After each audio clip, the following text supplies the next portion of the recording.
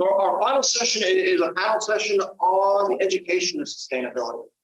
As we've been talking about this, as we were talking about preparing for this conference, questions were coming up. What do we want to teach? How do we teach it? What's appropriate at various levels of education?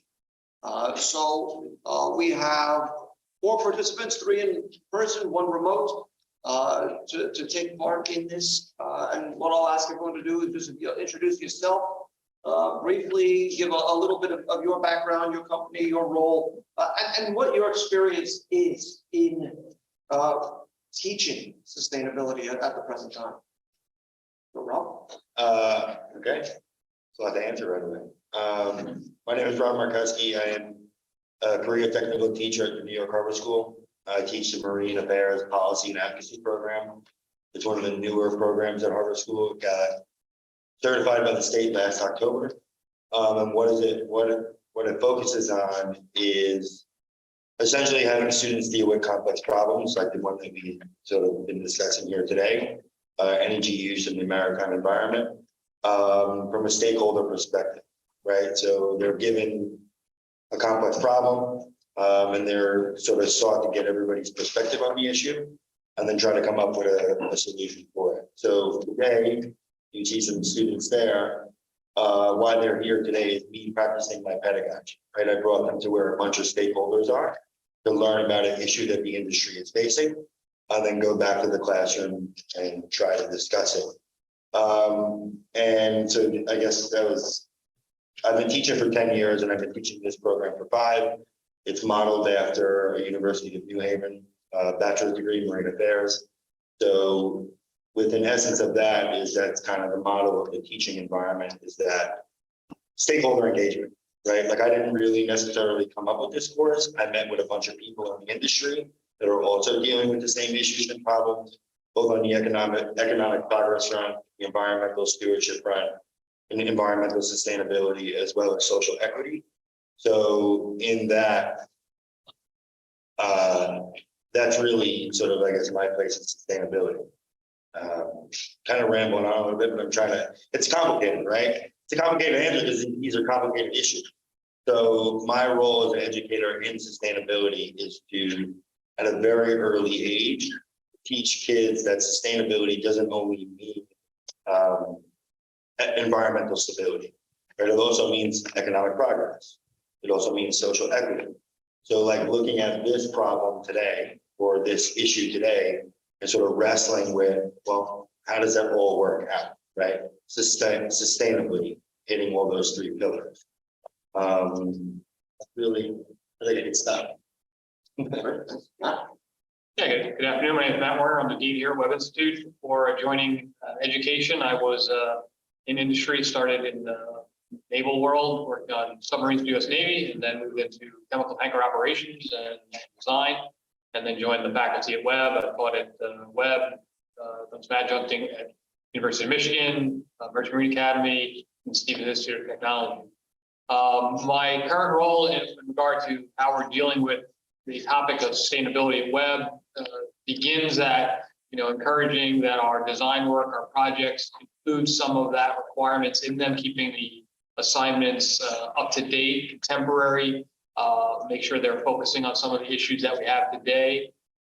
Expanding out from that, we're in the middle of a curriculum review where obviously this is a topic of discussion in that process, and also looking at ways that Webb can engage a little more heads-on in this way. We're looking to add some sustainability topics and infrastructure here on Webb to kind of support the education side of sustainability in the maritime industry, and also in a broader context. My name is Richard Burke. I am I'm professor and chairman of naval architecture and marine engineering in the School of Engineering at the Maritime College of the State University of New York. I have been in one place or another a faculty member for I guess more than 30 years. I've worked here at Webb twice. I've worked in the research group here in the mid-70s, and for Professor Ned Lewis And then I taught here in the master's program back in the late 90s. And I've also taught at Rensselaer Polytechnic Institute and the University of Massachusetts at Amherst. I worked in industries. I worked in the marine salvage business, which was a lot of fun when I was young. At some point, I stopped being young.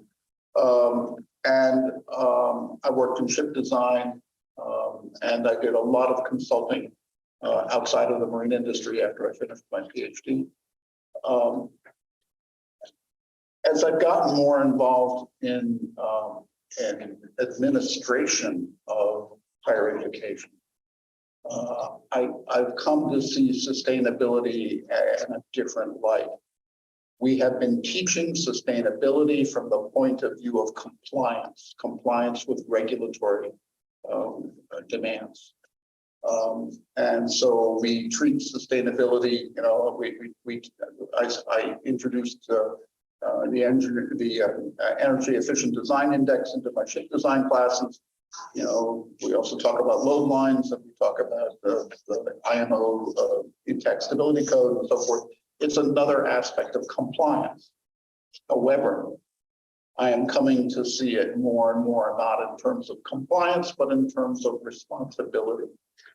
It is now, I think, on the professional side of engineering education, it is an element of the professional responsibility that engineers have to see that the environment is sustainable. And I think we have to move it into a different category in terms of how we approach it in terms of engineering education.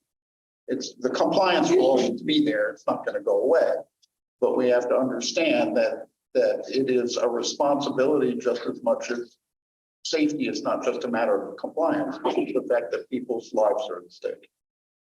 A similar approach has to be taken to sustainability. And Sergio. Hello there, nice to see everybody.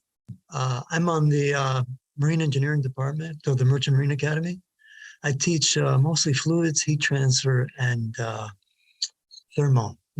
I don't have any set role in teaching sustainability, but I always try to talk about it in class and make it a point for the same reasons that Dick Burke, I think I met you a long time ago, mentioned. I feel like it's our duty, right? And it's our privilege to serve in such a great cause, which is the protection of our planet. So.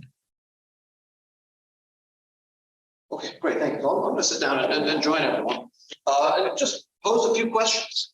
And I guess the first question is, everything that we've been seeing, it's been changing so rapidly, and no one really has an answer as to what is the future going to look like. We have ideas of what some fuels may be, some technologies, but what can education programs do to best prepare students for the next 10, 20, 30 years and beyond?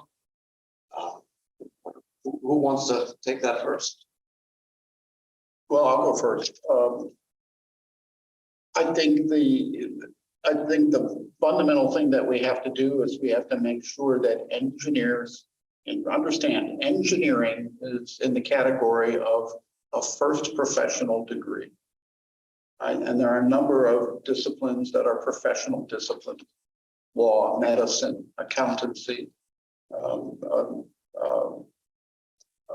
the church, I guess. But as a first professional degree, we have to instill in them the professional responsibility. And part of the professional responsibility is that you have to be competent. You have to know what you're doing. It's not enough to simply pass the course. You really have to know what you're doing, because people are going to depend upon what you do. And so I think that the basic understanding of engineering phenomena, physical, electrical, chemical, whatever disciplines you're involved in, that responsibility is never going to go away from us as educators. We're going to have to do that. The problem has changed a little bit because now with digital tools for doing engineering analysis and design, my students can do more work in a weekend than I could do in a month when I was a student. And naval architecture was famous in those days for drudgery. With, long columns of numbers, lots of massive calculations. And we did it with a slide rule. And now they can push a button and get answers. The problem is they have to understand the implications of the answers. Getting answers doesn't mean you know anything more. It simply means there's a number there. So I think the fundamental layer is always there. And the hard part now is getting people to think about the answers. I'll jump on top of that. In stepping back and thinking about what we're talking about today, you realize that change is not new to our industry. We've gone through significant change at different points in time. I gave a talk a few weeks ago and I mentioned the idea of going back from sail to steam, or whether you want to go from steam to diesel or riveting to welding. You pick a number of times along the way that this industry made significant changes, and naval architects and engineers are right there at the forefront of making those changes. And the point of bringing that up is that no one taught those individuals all about diesel, because we knew we were going to diesel at the time they were in school, right? We don't know where the future's going. We don't know what the winners may be out of the options we've heard about today, or that we haven't even heard about yet. So, but what's been critical in all of that has been, as Dick was alluding to, those fundamentals. The fact that you understand the physical principles, the physics behind all that we do, you understand the practice of how we approach things. So that all has to remain in our education. We got to be careful that we're not chasing the shiny new thing, or the fad, if you will, and neglecting the core responsibility of getting those fundamental skill sets in place. With that said, I think we need to think about adding and making sure that we're embracing the side that, hey, there needs to be instilled in our students the responsibility that Dick also mentioned before, but also the ability to start to think creatively. The day that, the argument in your mind was, well, is this ship right for a medium speed diesel, a low speed diesel, or a high speed diesel? And you just went through the checklist and okay, obviously this is the answer. I think we have to prepare our students to be able to think broader than that, open their mind to a little bit of uncertainty, and be able to innovate and engage in new concepts and new ideas, and have the skill set to make rational judgments and decisions on the different options presented to them. Yeah, I think, I come from like the behavioral science and the side, I guess, right? So it's interesting to me that, I think part of the sort of recipe is that at the end of these designs, or at the end of these, lessons, is there's people on the other side, right? So these designs are put in communities, right? So in all of this, right, the human impact, or the human, that's like the vital part, right? Humans are designing it, they're put into the communities. So I think it's really important that when we look at sustainability, it's not only sort of the design itself being sustainable, right? It's also, is it going to be sustainable for where it's going, right? And looking at the community that's receiving it, right? So I think, what I try to instill in my students in the course that you take is sort of what, I think what was said before is, right, sustainability becomes the lens, right? It becomes the lens of social responsibility, or design responsibility, or economic responsibility.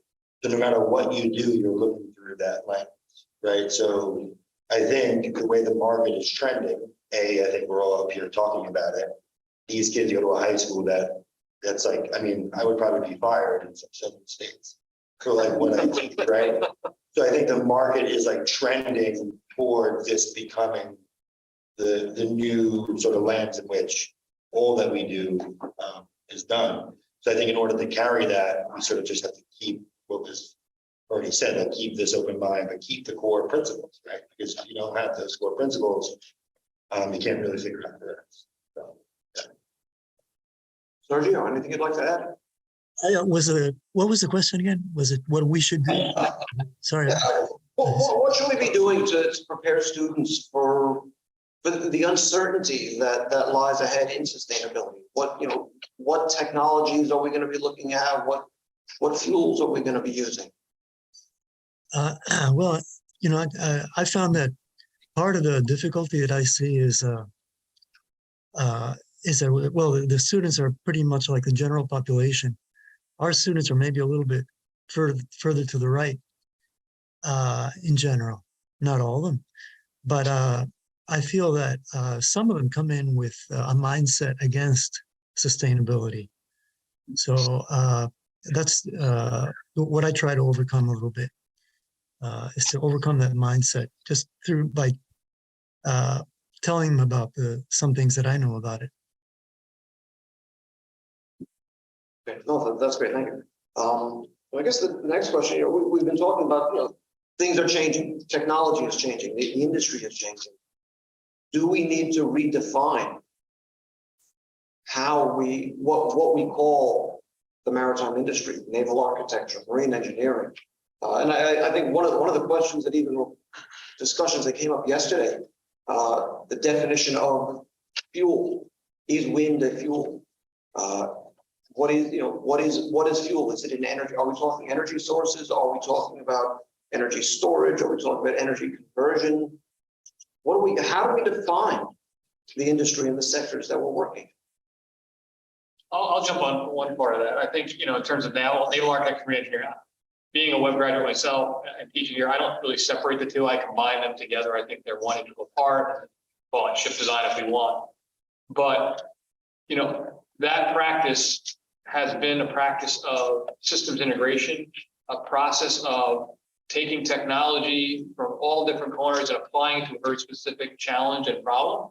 And so in one sense, I don't think that changes. I just think now more than ever, our eyes need to be aware of the opportunities that are out there of technology that we can take advantage of. We have to be careful that we're not suggesting we're going to be the experts in everything. But for something like data science, it adds value to what we can do. We can learn from, we can use it to improve what we do. Not necessarily saying we need to make any architects data science. But I think we take that on, keep that idea of that it's our job to create something out of what is available and do it in a way now, as we've mentioned with sustainability, in a way with that vision and that understanding of the greater impact beyond one value, whether that's required freight rate, perhaps. Maybe there should be something bigger that we should include in our calculation of what is a measure of merit, a measure of success in our design. So I think the basics of what we do are still there. We have to make sure that we're willing to embrace and we're encouraging our students to develop a personality that will embrace the new opportunities and seek to grab them and take advantage of those opportunities. This question is somewhat prescient from my point of view, because at Maritime College, we teach naval architecture and marine engineering as separate disciplines. But I agree a great deal with what Matt just said. I think that one of the things that we have to change is that we have to focus on the connectedness of things and not the silos that we have built.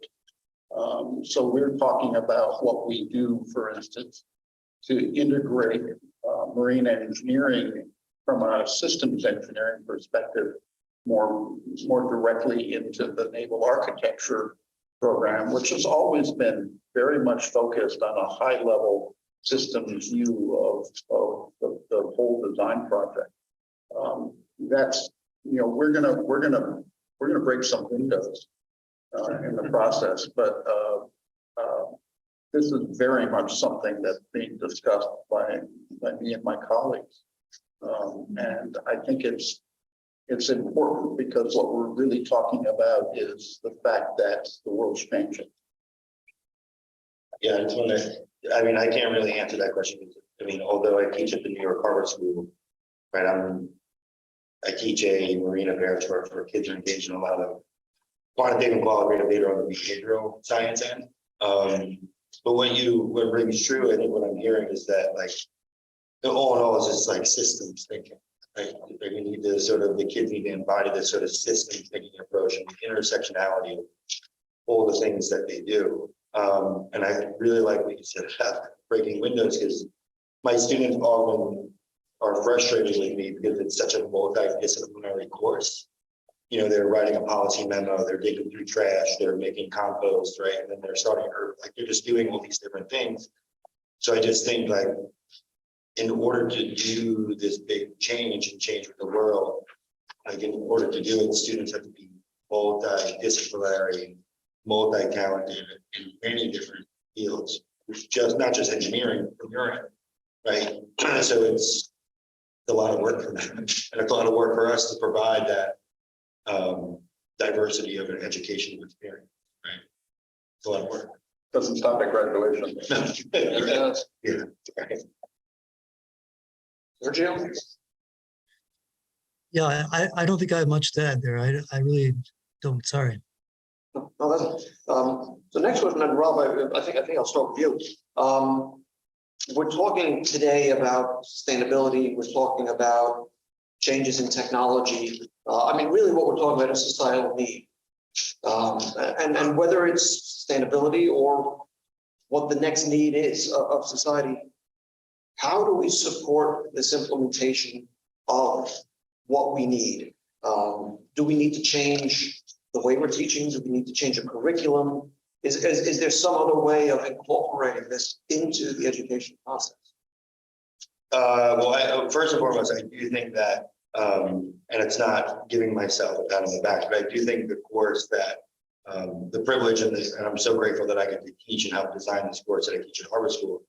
I do think sustainability, the principles of sustainability, right, the three pillars like economic progress, social equity, and environmental stability should be taught in every New York high school. There should be an elective that's taught, right? Because, you know, I was interviewed by a Columbia researcher on how do I teach climate change or how do I teach sustainability? And I'm like, I just do it, right? That's my curriculum. Whereas I think a lot of, you know, we live in such a diverse world that not everybody particularly has the opportunity to embrace these things and teach these things.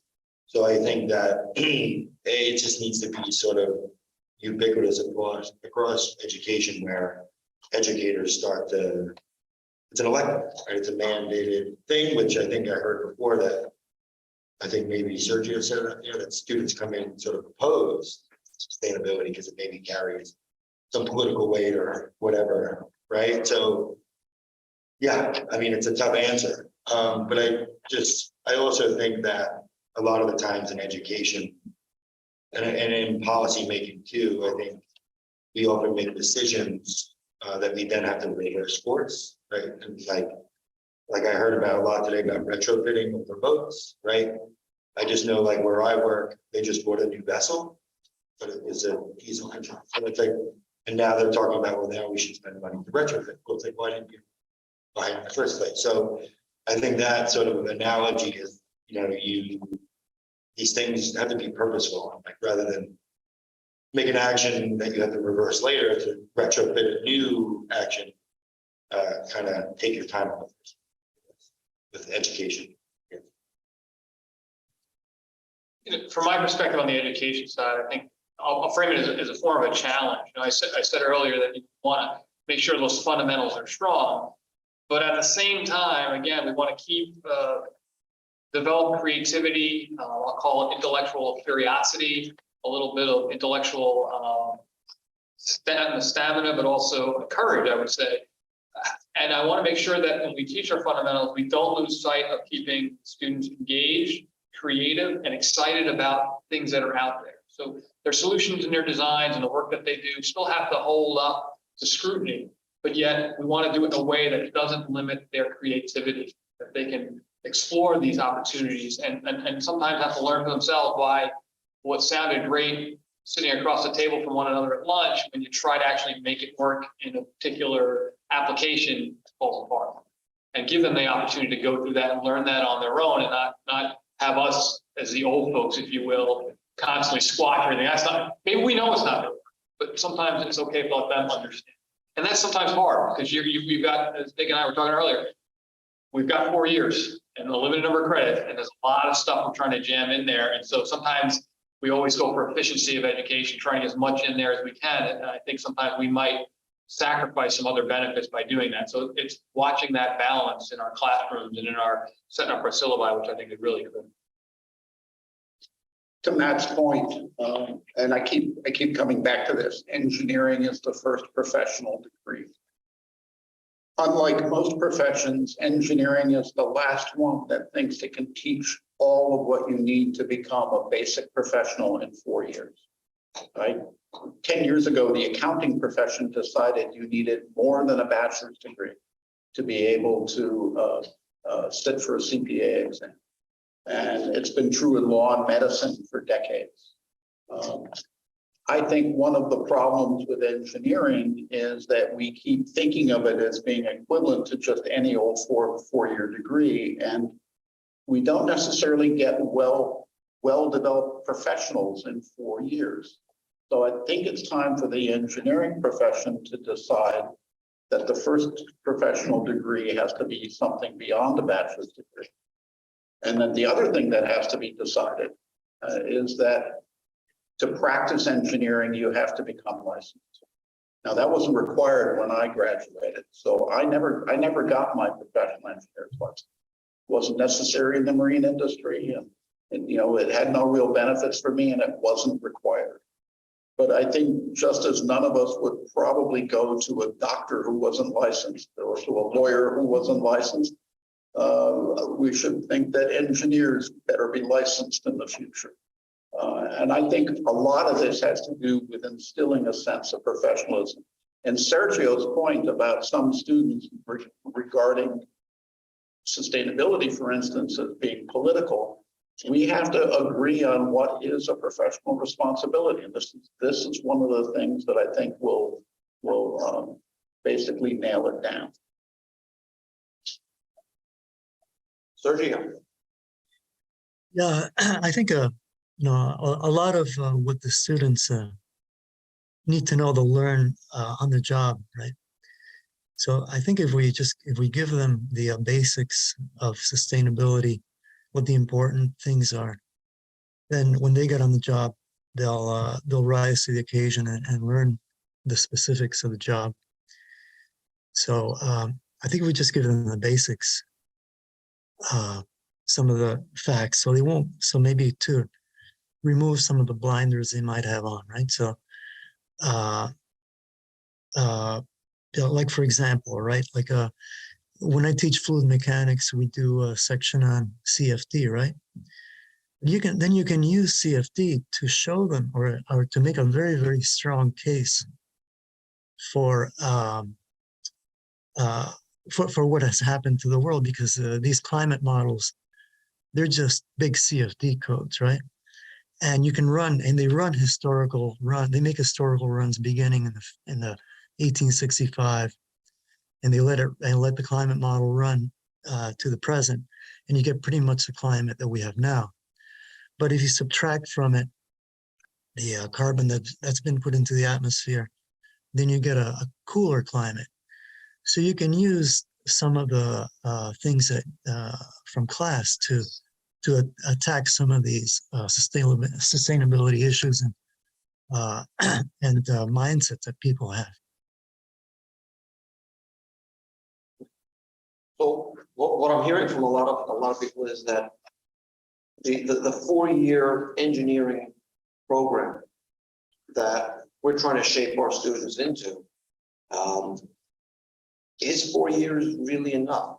Should we look at whether it's expanding the program, require postgraduate work, or maybe even do we start this earlier in high school?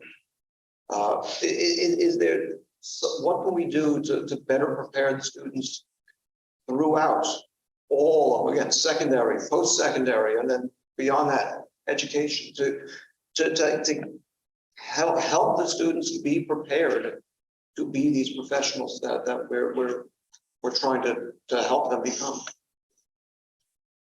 Yeah, I mean, I coming from as a high school teacher, that I'd like to believe that teachers out of high school that works on preparing kids for both marine sciences, marine policy, as well as the maritime industry. Sort of an introduction into those industries and careers. It's extremely difficult to do that, right? To start that early. I mean, they're kids, right? They're young, they're 15, 16, 17, to know what they want to do. So it's like, it's constantly trying to, at that early level, which I do agree with, you need to be exposed to these things. But I think, you know, and I've kind of reformed my teaching where I try to make sure they know that the skills that I teach them are transferable, right, and applicable to a lot of different fields. However, though, being here at the Webb Institute, engineering isn't particularly different. Much of what I teach within the political science realm, there are some skills that are transferable, but there are some technical skills that, right, that I don't teach, right? So it's very, and we could go on for hours about the inequity of schools, but so to start early is tough. That's, I guess, what I'm saying, right? I agree with it should be done, but it's not as easy. So, thinking about it, 4 years was a lot to try to cover in 4 years, but I guarantee if you gave me 5 years, I'd fill that up too. If you gave me 6 years, I'd fill that up too. So the reality is I'll never, no matter how much time you give me, unless it's 50 years, will I be able to teach a student everything they need to know for a 50-year career that stands in front of them. Sorry to students if they're here, 50 years is a long time, but that's what's going to be. So therefore I have to say what I can get out of it. I think one of the important pieces that I need to make sure that I accomplish educating my students is the ability to think and continue to learn, and understanding that their job, they're going to learn. Once they leave, they have to continue to learn their entire career. That's part of that being a professional, and they need to embrace that and want to learn more and continue to take on the new challenges as they come along. I think we're blessed that students that tend to come to engineering have that mindset anyway. But we really need to make sure we're constantly encouraging, constantly reinforcing that, and let them know that the power. We're, again, back to foundation. We're giving you a foundation on which to build, and it's up to you to continue to build that house above that foundation and make the most of it. So we should make sure that our programs, as we jam more and more in, that we're not making robots, making thinking, creative human beings. Well, I went to my 50th college reunion about a week ago. And it's amazing how much smarter my classmates have gotten in a half century. But I have to say, and I agree with Matt. If you gave me 5 years, I'd fill it. If you gave me 6 years, I'd fill it. But the fact of the matter is, there's a lot more to learn now than there was 50 years ago. And that at some point we have to just acknowledge the fact that either they come out knowing a little less than they should compared to modern demands, or that we have to use more time to help them learn. I think we do need to expand the first professional degree beyond 4 years. But the other part of that is, and I'm saying this directly to the students in the back of the room, you're never going to stop learning.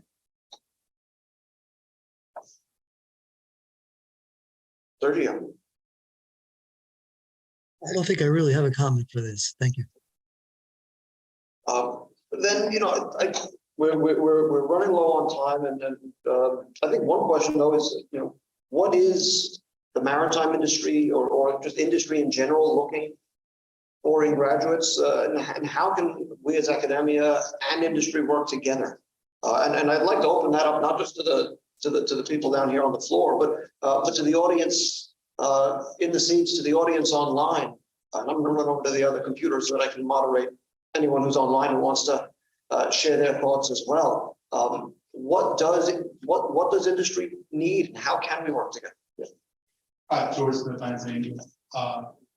first, before I get started on that question, I do want to say thank all the educators here on what you're doing with the students. When we go and hire and interview students, I realize, like you guys are saying, that there's not a lot there according to stuff that we can exactly need in this specialized environment that I'm working in. However, what I do is I see all of the projects that the kids are doing throughout their academic years, and I use that. And there's some out there that don't have any projects at all. What I do is I use that as an experience. During an interview, I can see the people who are prepared and confident in that education process.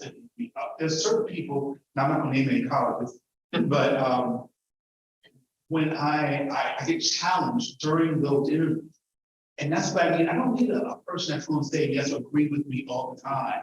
It's, I want you to do a project and be confident in that project and that quality. And like you guys are saying, hey, you get an answer, but can you explain what the answer is all about? I mean, if I had a mathematician that could give me the answer, they can give me the process mathematically how it works. But in the engineering world, how can you gear me into, hey, this is why we need this, and this is the proof why we need it. And if they can do that, that's really what we're looking for in that particular process. And if they can communicate well and influence that idea, it's something that is like a diamond in the rough. And we realize that they're not gonna have all the information, but if they can do that, and they can be trained on other things, I know that I'm confident. And that's something we're looking at, when we're trying to get people. So what I do appreciate you guys. I answer your question. Absolutely. That's been very insightful. I'd like to take a step back, and I think we're thinking through education, engineers in general are like every single year, very low amount that graduate or what the world really needs. And then I think it's extremely ironic, even over the last 2 days, every presentation starts about 80–90% of transporters and shipping. The percentage of engineers that graduate for maritime, marine engineering, naval architecture are very, very tiny. Given the opportunity and the work ahead of us, trying to reach this more sustainable shipping industry, like what do we need to do to get those numbers up? Well, I'm very proud of the fact that I'm a naval architect. I take, as Mark Twain said about being a riverboat pilot, I take immeasurable pleasure, immeasurable pride in the fact that I'm a naval architect. But I'm also an engineer, and I just work on problems. And it doesn't have to be on a ship for me to want to work on it. And I think one of the things that naval architects and marine engineers and marine professionals in general have to do is we have to look at the whole world. It's not just about us. And I said in my presentation yesterday, and I strongly believe this, if all we're doing is looking for technological solutions, we're missing the point, right? Any solution is going to require us to change behavior. So I think we have to take part in the larger dialogue about how behavior has to. So and that's entirely appropriate for engineers of any discipline, but especially right now in the marine industry. In thinking about your question, what comes to my mind is, I think there is clearly, from what I'm hearing in the industry, when I recently at the SNAME annual convention and other people I talked to, just the recruiters coming to campus, there obviously is a large demand for the people in the NAVARC marine engineering space. That's a great thing for our students. That's a great thing for Webb and the other schools that are represented here. But I think we should never forget that the way that we do our job, we're backed up by an army of mechanical engineers, material scientists, electrical engineers, right? They're out there too, giving us the tools and the products that we can incorporate into our designs to make them function. So, I wouldn't want to say we need to steer everybody towards our business. I need those other very smart industrial people to do their part to make the whole system work. I think the bigger concern is, as you bring up, it's not this country specifically that I'm aware of, but yeah, the falling numbers of students that want to take on a challenging engineering degree. And how do we show students in high school that this is an attractive opportunity? I think we do a really good job of scaring people away, actually. My son's he's at college now, he's not an engineer, he preferred roommate was an engineer. And Dad, boy, they work those guys really hard. Why would anybody do that to themselves? And or better yet, Dad, why do you do that to people?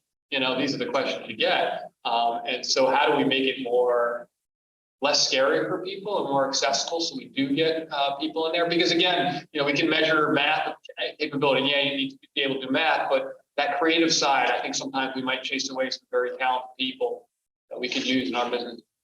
I always wonder when I see a student who spends 3 hours a day working out at the gym, why do they think it's so hard to do their homework? Yeah, I think though, I think this particular, like my students' age right there in high school now, I just think that, all it is said about,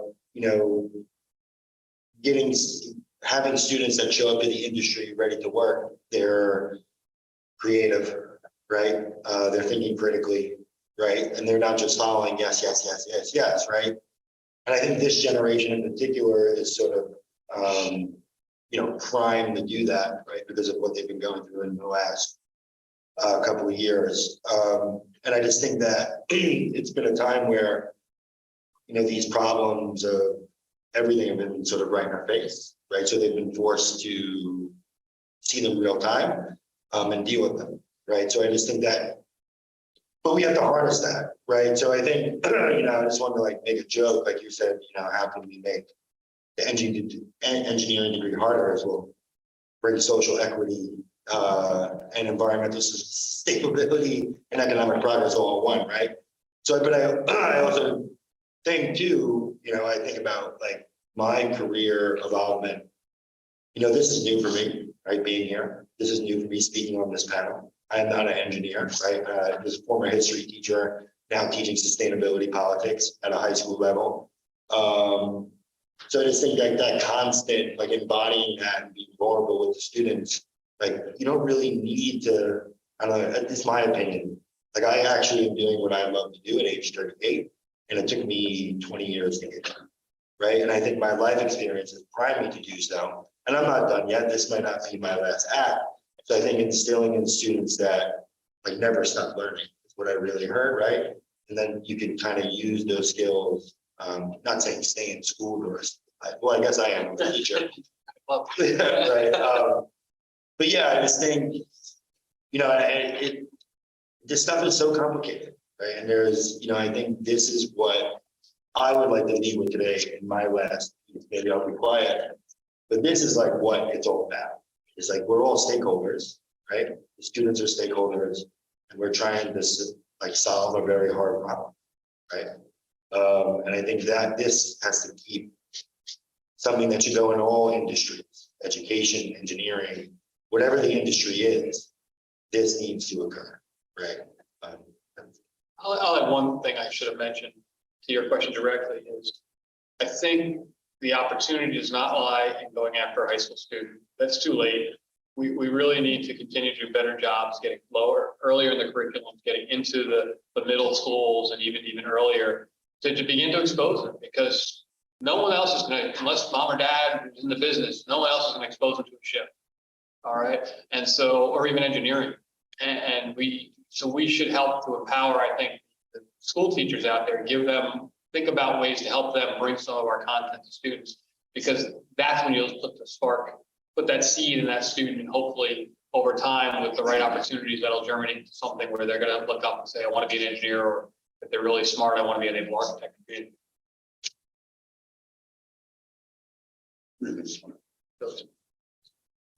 have a comment online, Jamie Greenlees. As much as what is included in whatever the first professional degree is and its duration, the order in which each subject is, in my humble opinion, if not more important than just covering the subjects. Students are also less hands-on.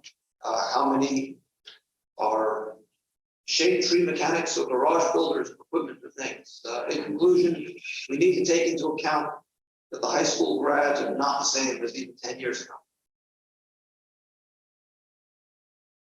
There is some truth to that. I teach in a program where we do probably the web does too, but we do a lot more hands-on stuff than most engineering programs in the US. And I have had the pleasure of standing in the engine room of the training ship at sea, watching a bunch of brand new cadets use a broom for the first time. And you suddenly realize how deprived they are of certain kinds of experiences that we all got when we were younger. But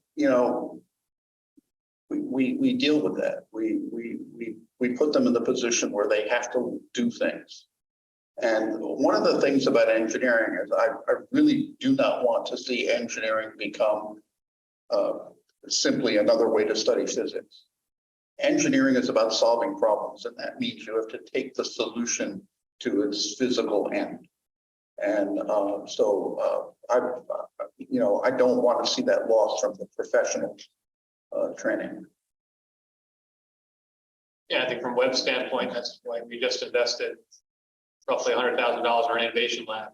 And giving it another avenue for students to explore, innovate, create, fail even, try to do different things and take on new challenges. You know, while I agree the number of car mechanic type students has dwindled to nearly nothing at this point, we do have a large number of students that come in with virtual robotics experience. So they have some opportunity to do some things, and it's up to us to continue to provide opportunities, whether they're let's use the word I always learn force, but included in the academic program requirements, but also provide them avenues outside of that, whether it's engineering competitions, design build competitions, or other avenues within the curriculum or the experience of college to explore and challenge themselves and learn. Again, many of them haven't had the opportunity just because it wasn't presented to them. I think given the opportunity, they'll jump on.